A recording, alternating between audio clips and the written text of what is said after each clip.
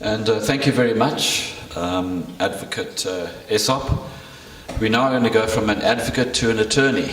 No demotion.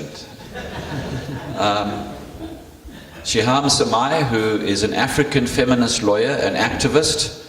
She's director of the Women's Legal Center, and Seehaam holds a BProc LL, is it M degree? All right, there's a master's in there somewhere from University of the Western Cape, and she is going to respond to the advocate's. Sounds like I'm a judge. I like it. She's going to respond to the advocate. Assalamu alaikum to everyone. I think it's going to be quite problematic for me to respond to Fatima. Because more times than not, I mean, we have exactly the same position around the challenges with piecemeal litigation versus having legislation. But what I'm going to do is that, in terms of the topic in itself, it says chaotic development, and I have to say that from the Women's Legal Center side, I wouldn't think that it was chaotic. It was to some extent deliberative. It was to advance particular rights, but maybe just through my presentation, I would like to illustrate that. But I think that, I would say my learned colleague, but that Fatima has already indicated that the challenges over the past 23 years with litigation is that there is no certainty in terms of the interpretations. I think that we have been good thus far, and I know that Fatima has indicated that it has been chaotic, but we have to acknowledge that South African women or Muslim women, at least they're not a homogeneous group, which technically means that, you know, with the different substantive issues, or at least they come with different forms of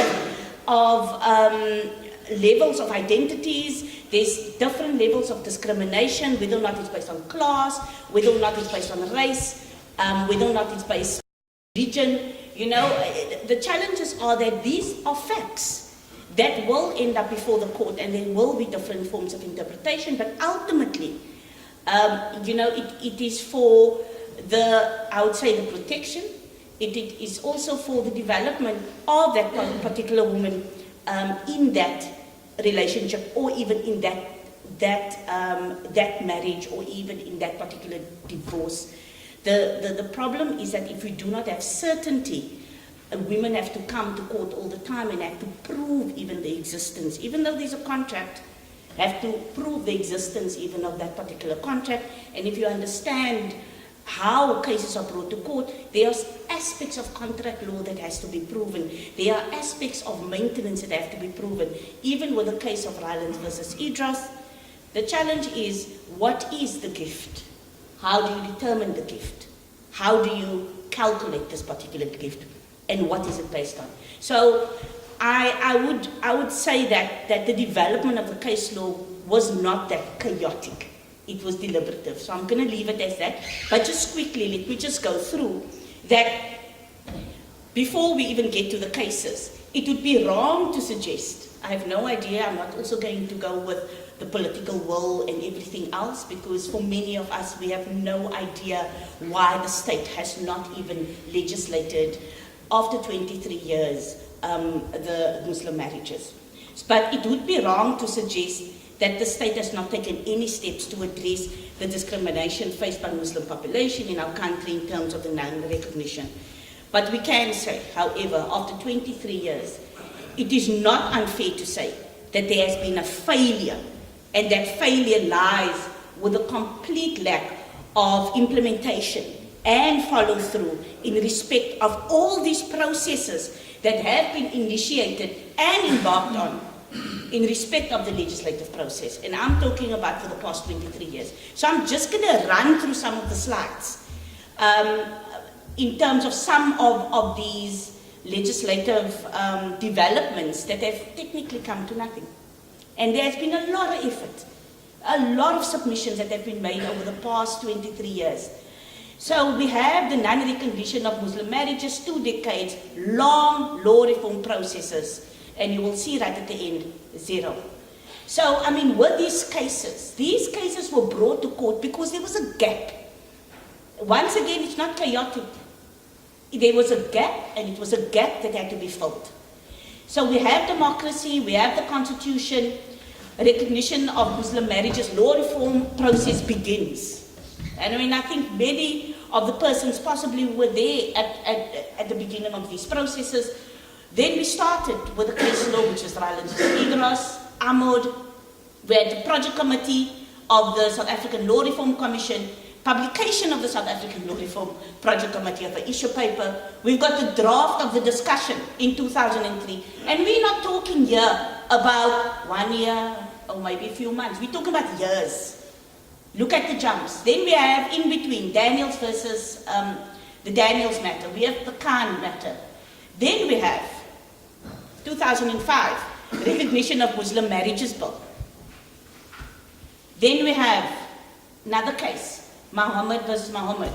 Then we have, in 2009, the Women's Legal Center decided to launch a direct access case to the Constitutional Court, saying that, bringing it obviously in the public interest. So the court never made a decision on the substantive issues. It was a technical issue. You know, you need to start at the lower courts. And this is where in 2009, another case Hassan, another case Hussein. Fatima has addressed all of these cases, so I'm not going to go into the content. Then we have 2010 Muslim marriages bill, which is submitted to cabinet, approved for public comment. And we all know what everybody has gone through between 2009 and 2014 around the MMB. Submissions, there was consultations, there was a range of things that were happening to be able to ensure that that bill came to fruition. 2011 published, 2012 department tabled the bill, then we still had, because of non-recognition, the lawyers still had to continue, Rose versus Rose. There was many others, Rose versus Rose, Qasim versus Qasim, cases that were brought in terms of the different pieces of legislation. Up and recently, we are now in front of the Constitutional Court with Hanukkah, the Hanukkah judgment that deals with the Wills Act. Also another challenge, and I will speak about that, because what happened in the Constitutional Court, we actually had to be there the 3rd of May. But due to costs, what happened was that because it wasn't brought by the Women's Legal Center, it was brought by a normal attorney that took this particular case. We came in as amicus, we supported the attorney, or at least the estate. The challenge is that there's one house.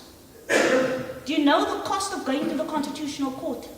To have a record, to make submissions, because remember, there was no advocates involved. I argued myself, and Farid Musa argued, both attorneys, and we argued the matter at that level.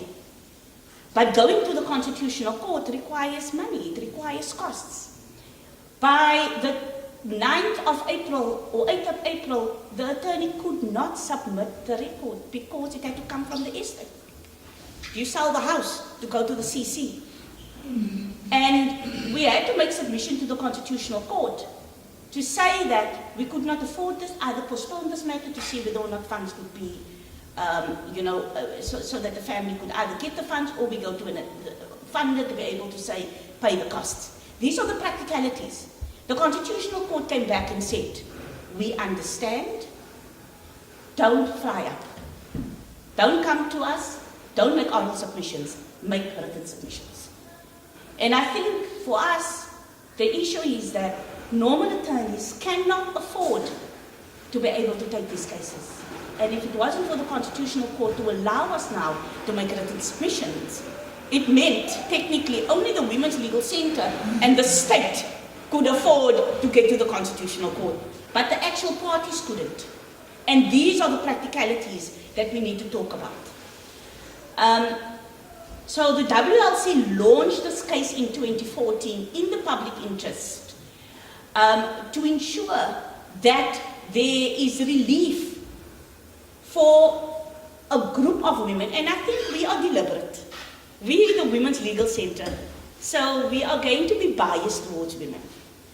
And so our challenges are that we ensure that the rights of women are enforced or at least developed within the context of our constitution. So I think we need to be able to just draw that particular line where the Women's Legal Centre is concerned. So just going back, so between 1994 to date, the courts have removed some of the unconstitutional consequences against Muslim women on a piecemeal and limited basis. I'm a bit skeptical just around piecemeal because piecemeals have a particular meaning, but I would say brought in the public interest. However, the default position remains one of exclusion and one of marginalization, and the law currently affords only limited recognition. So there is a critical need for legislation. So I'm going to agree with my colleague here. I can't move from that particular position, even though I've been given the title of respondent. So I'm just going to say I concur. I'm not going to move from that position. Yeah, so there is absolutely no dissenting. So the women need better access. So I'm going to move now. The delay in reform is that I'm just going to jump and just say that the consequences of the delay is that there are still no legislative protection for persons married according to religious rights. And the delay in reform has prompted the WLC to litigate on these matters, to extend the benefits such as pensions, inheritance and maintenance to religious marriages. And also now, over the past 20 years, WLC has made the government aware that the lack of recognition of Muslim marriages, which resulted in Muslim married women being treated unfairly upon the dissolution of a marriage. We have brought this to the attention of government. I think many of us have, but so the courts had to step in. But just quickly, I know Fatima hasn't touched on this, but we need to be able to see the entire context of where we come from. And why do I say? Also that we are not a homogeneous group. We cannot all be placed in and just say this is how things have to apply. Our pre-constitutional jurisprudence has a rich collection of cases where our courts were asked to give recognition. And we all know what the courts have said. This was pre-1994. Blacks were denied most, if not all, basic human rights that we now take for granted.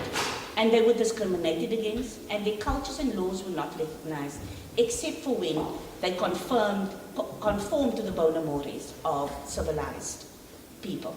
So these judgments were uniform in how they treated marriages concluded in terms of Islamic law.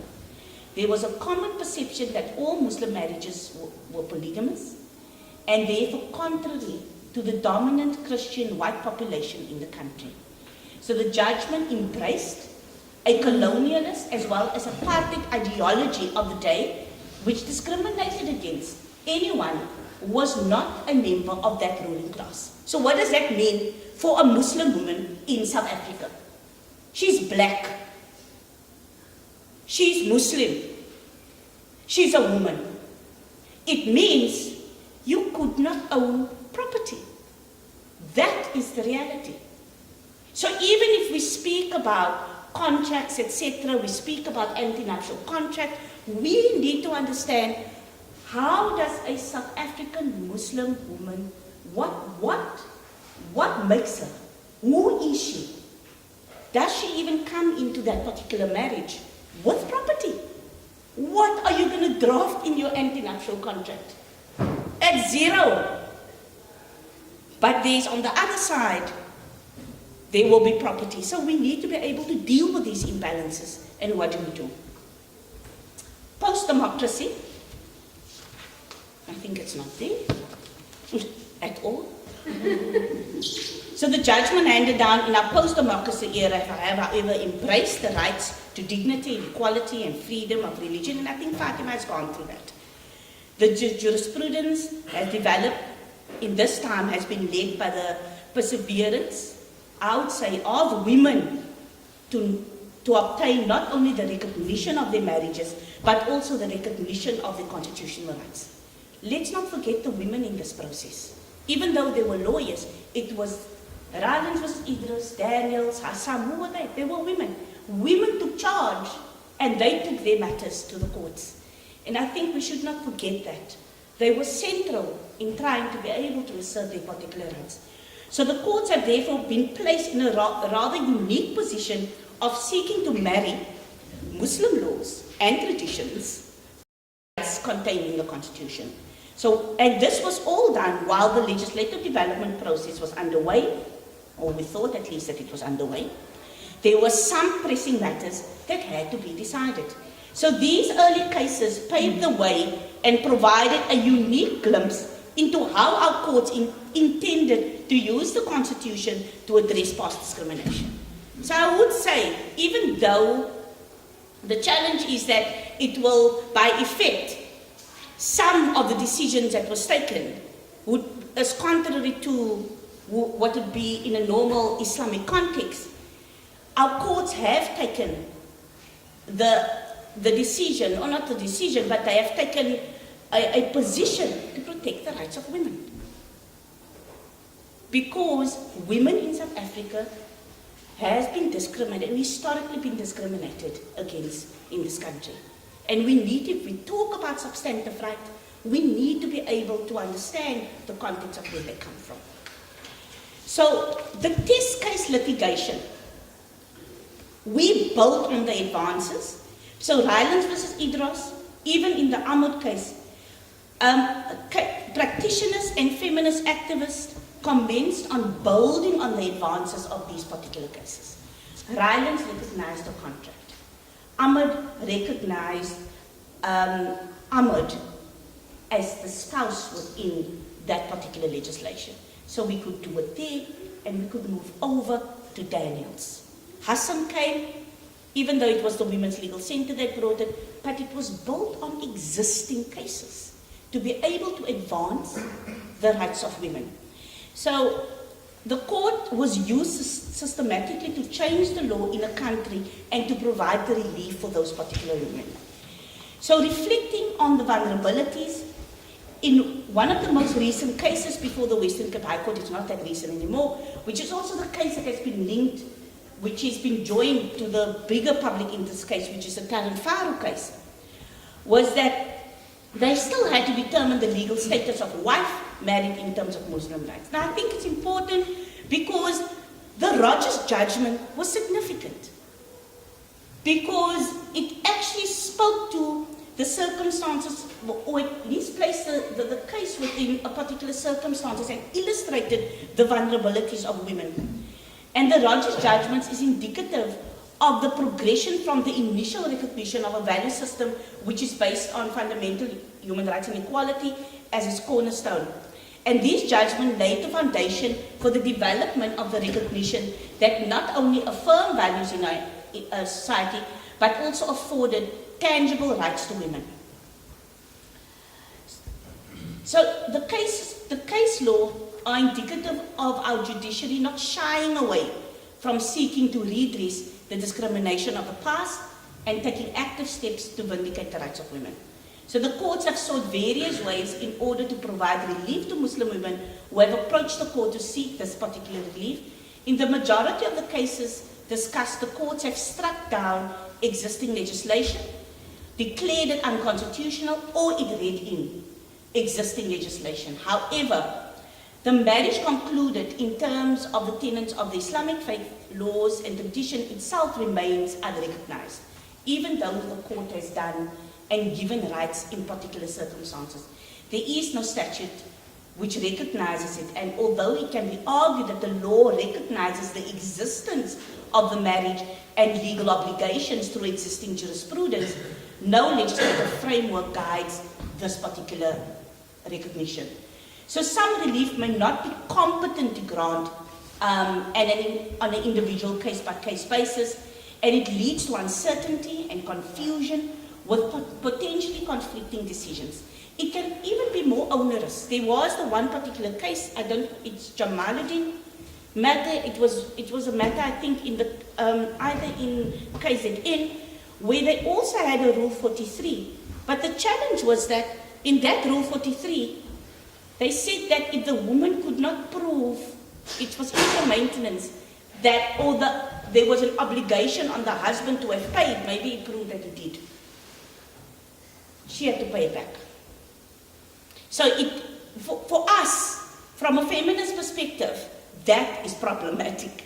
Because a woman, you only do an interim maintenance application because you can't afford. Because your husband placed you in a particular position and you need the resources to be able to access your rights. So now there's an obligation, if he can prove the interim maintenance, that you have an obligation.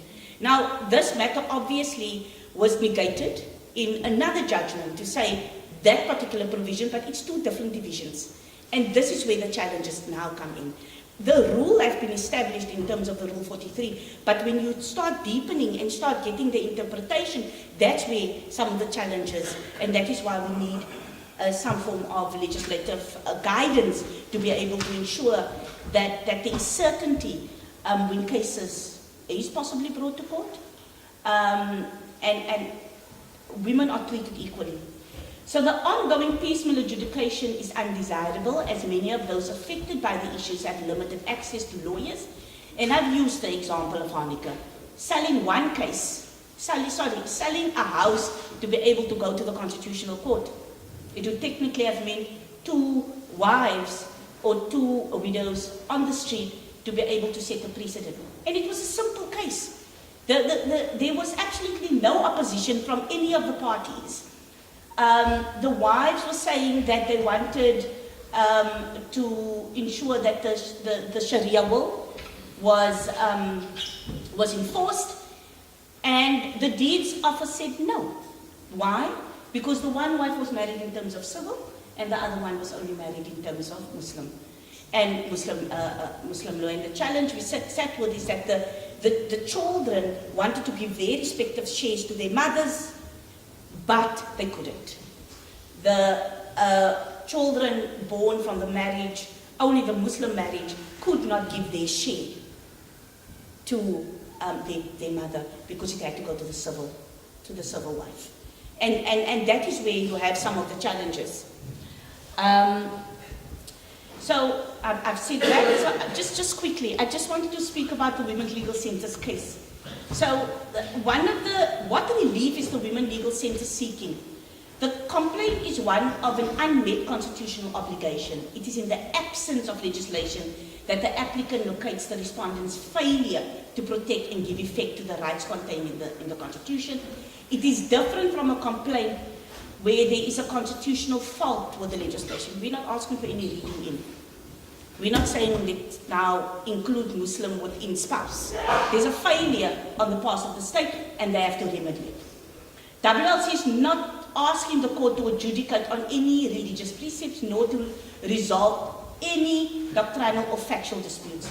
The court has not been called on to amend the Quran or to interpret the text or the teachings. I think it's important for us because it's a false narrative that is being pushed out. And I think it's important that I place on record that we are not here, we have not brought this case to change any position, Islamic position. We are here to be able to enforce and to ensure that the rights of women... no, he's not here. So, and I also have to say that in none of the cases, Daniels, Ahmed, Hassan, was any question ever raised about doctrinal entanglement.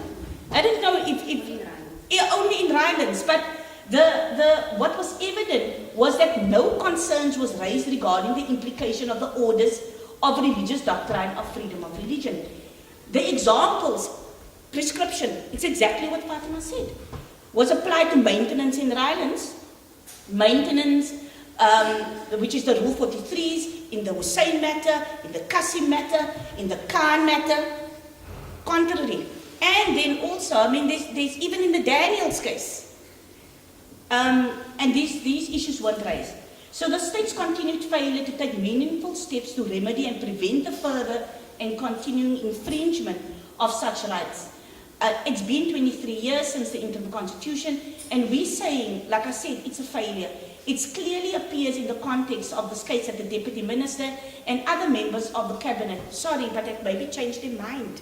I can't even give an answer. It's like even an attempt of what went through their heads, but anyway. The failure to provide effective enforcement mechanisms and the lack of intervention by the state exacerbates the vulnerability of Muslim women. Recognition afforded to Muslim marriages are better suited to legislative rather than judicial intervention. And what is being asked for is a practical solution to obviating the need for the piecemeal striking down of legislation. And we accept that Parliament or the President determine what is necessary to fulfill their constitutional obligations. But what they do is unreasonable, or if they do what they do nothing with all the tools that they have, the consequences is that we have to go to court. And the court has to, this is not an issue of separation of powers. This is an issue of failure. There's an obligation, you have to meet it. And I think that's the narrative that we need to be able to push, because people are thinking that we are trying to change Islamic law, which is not. Fatima has spoken about the challenges with the Marriage Act and the registrations. Some of the issues that continue to impact on Muslim women is a range of issues. Maintenance, pensions, etc. And so the effect of the non-recognition of Muslim marriages is inaccessibility to the courts because of costs. Muslim women have found exceptionally hard to obtain divorces. In addition, Sharia law, the challenge that we're sitting is that it favors the male spouse, and we've seen that because of the disproportionate impact of how South African Muslim women are situated in this country. And that is why most of the divorces within the Islamic context have come out as being unfair. And there was reasons why, these are the reasons why women have to go to court. So I'm going to leave it at that. Thank you very much.